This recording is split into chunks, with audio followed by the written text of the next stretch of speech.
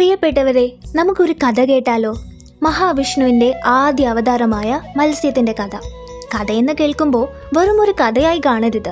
ഇത് പ്രപഞ്ചത്തിൻ്റെ നിലനിൽപ്പിനെക്കുറിച്ചുള്ള ഒരു കഥയാണ്. വിശ്വാസത്തിൻ്റെയും സ്നേഹത്തിൻ്റെയും ശക്തിയുടെയും കഥ. ഒരിടത്തൊരിടത്ത് ഭൂമിയിലെ സകല ജീവജാലങ്ങളെയും ഭരിക്കാൻ നിയോഗിക്കപ്പെട്ട രാജാവായിരുന്നു സത്യവ്രതൻ. നീതിമാനായ അദ്ദേഹം എല്ലാ ജീവികളോടും കരുണയോടെ പെരുമാറി. അങ്ങനെ ഒരു ദിവസം അദ്ദേഹം പുഴയിൽ കൈക്കുമ്പിളിൽ വെള്ളമെടുത്ത് സൂര്യനെ വന്ദിക്കാൻ തുടങ്ങുമ്പോൾ ഒരു കുഞ്ഞു മത്സ്യം അദ്ദേഹത്തിൻ്റെ കൈക്കുമ്പിളിൽ കിടന്ന് പിടഞ്ഞു. ആ കുഞ്ഞു മത്സ്യം പറഞ്ഞു, രാജാവേ, എന്നെ രക്ഷിക്കണം. എന്നേക്കാൾ വലിയ മത്സ്യങ്ങൾ എന്നെ പിടിച്ചു തിന്നാൻ വരും. അങ്ങനെ സംരക്ഷിച്ചില്ലെങ്കിൽ എൻ്റെ കഥ കഴിയും. ദയാലുവായ രാജാവ് ആ കുഞ്ഞു മത്സ്യത്തെ തൻ്റെ കമണ്ടുലുവിലേക്ക് മാറ്റി. പക്ഷെ അത്ഭുതമെന്ന് പറയട്ടെ, മത്സ്യത്തിൻ്റെ വലിപ്പം ഓരോ നിമിഷവും വർദ്ധിച്ചുകൊണ്ടേയിരുന്നു. കമണ്ടലുവിലെ സ്ഥലമൊക്കെ അതിന് തികയാതെ വന്നു. രാജാവ് അതിനെ ഒരു കുളത്തിലേക്ക് മാറ്റി. പക്ഷെ കുളവും അതിന് ചെറുതായി. രാജാവ് അതിനെ വലിയ നദിയിലേക്ക് മാറ്റി. അപ്പോഴും അത് വളർന്നുകൊണ്ടേയിരുന്നു. ഒടുവിൽ കടലിലേക്കും. അപ്പോഴേക്കും ആ മത്സ്യം ഒരു വലിയ തിരമാല പോലെ ആകാശത്തോളം ഉയരത്തിൽ വളർന്നു. അപ്പോൾ രാജാവിന് മനസ്സിലായി, ഇത് വെറും ഒരു മത്സ്യമല്ല, മറ്റാരുമല്ല, മഹാവിഷ്ണുവിൻ്റെ അവതാരമാണ്. രാജാവ് മത്സ്യത്തിന് മുൻപിൽ കൈകൂപ്പി തൊഴുതു നിന്നു. അപ്പോൾ ആ മത്സ്യരൂപിയായ മഹാവിഷ്ണു പറഞ്ഞു, ഹേ രാജാവേ, 7 ദിവസത്തിനകം ഭൂമിയിൽ ഒരു മഹാപ്രളയം വരും. അത് ഈ ലോകത്തെ മുഴുവൻ നശിപ്പിക്കും. സകല ജീവജാലങ്ങളും നശിക്കപ്പെടും. രാജാവ് ഭയത്തോട് ചോദിച്ചു, എങ്കിൽ ഞങ്ങൾ എങ്ങനെ രക്ഷപ്പെടും പ്രഭു? വിഷ്ണു പറഞ്ഞു, നീ ഒരു വലിയ വഞ്ചി ഉണ്ടാക്കണം.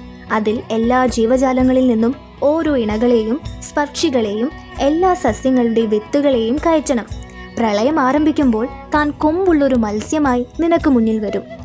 വിഷ്ണുവിൻ്റെ നിർദ്ദേശങ്ങൾ അനുസരിച്ച് രാജാവ് എല്ലാ തയ്യാറെടുപ്പുകളും നടത്തി. അങ്ങനെ 7-ാം ദിവസം ആഞ്ഞടിച്ച കാറ്റും പേമാരിയും ലോകത്തെ മുഴുവൻ വിഴുങ്ങാൻ തുടങ്ങി. ആകാശം കറുത്തിരുണ്ടു. ഭൂമിയിലെ എല്ലാം ആർത്തലച്ചെത്തിയ വെള്ളത്തിൽ മുങ്ങിമറഞ്ഞു. രാജാവിൻ്റെ വഞ്ചി വെള്ളത്തിൽ ഒഴുകി നീങ്ങാൻ തുടങ്ങി. അപ്പോൾ രാജാവ് വിഷ്ണുവിനെ ധ്യാനിച്ചു. രാജാവിൻ്റെ പ്രാർത്ഥന കേട്ട വിഷ്ണു വലിയൊരു കൊമ്പുള്ള മത്സ്യത്തിൻ്റെ രൂപത്തിൽ വഞ്ചിക്ക് മുന്നിൽ പ്രത്യക്ഷപ്പെട്ടു.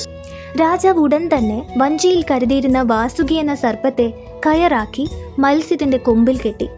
ഭയങ്കരമായ തിരമാലകളെ വകഞ്ഞുമാറ്റി ആ മത്സ്യം വഞ്ചിയെയും വഹിച്ചുകൊണ്ട് മുന്നോട്ടു നീന്തി. വഴിയിൽ വെച്ച് ഉറങ്ങിക്കിടന്ന ബ്രഹ്മാവിൽ നിന്നും വേദങ്ങളെ മോഷ്ടിച്ച ഹയഗ്രീവൻ എന്ന അസുരനെ മത്സ്യരൂപി വധിച്ചു. അങ്ങനെ ആ മഹാപ്രളയത്തിൽ നിന്നും ലോകത്തെ രക്ഷിക്കാൻ വിഷ്ണുവിൻ്റെ മത്സ്യരൂപം ഉണ്ടായപ്പോൾ ലോകം മുഴുവൻ ഒരു പുതിയ ജീവിതത്തിനായി പുനർജനിക്കാൻ തുടങ്ങി. ആഴക്കടലിൽ മുങ്ങിയ വേദങ്ങളെ തിരികെ നൽകി വിഷ്ണു മനുവിനോട് പുതിയൊരു ലോകം എങ്ങനെ നിർമ്മിക്കണം എന്നതിനെക്കുറിച്ചുള്ള ജ്ഞാനം ഉപദേശിച്ചു. അങ്ങനെ ആ നന്മയും സ്നേഹവും സത്യസന്ധതയും നിറഞ്ഞൊരു പുതിയ ലോകം പിറന്നു. രാജാവിൻ്റെയും മത്സ്യരൂപയുടെയും കഥ തലമുറകളായി തുടർന്നു. ഇന്നും ആ കഥ നമ്മെ ഓർമ്മിപ്പിക്കുന്നു, പ്രതിസന്ധിയെങ്കിൽ പോലും നന്മയും വിശ്വസ്തതയും ഉണ്ടെങ്കിൽ പ്രതീക്ഷയുടെ വഴി തുറക്കുമെന്ന്.